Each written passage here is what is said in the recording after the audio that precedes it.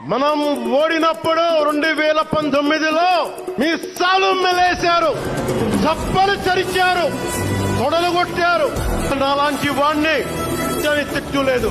ఈ ఎన్నికల్లో అసెంబ్లీ గేట్ను కూడా తాకలేవు అని మనల్ని ఛాలెంజ్ చేసి చరిచిన ఆ తొడల్ని బద్దలు కొట్టాం. ఏం చేశాం? బద్దలు కొట్టాం. బద్దలు కొట్టి ఆంధ్రప్రదేశ్ అసెంబ్లీలో 21 మంది ఎమ్మెల్యేలతోటి, పార్లమెంటులో రెండు ఎంపీలతోటి అడుగు పెట్టాం.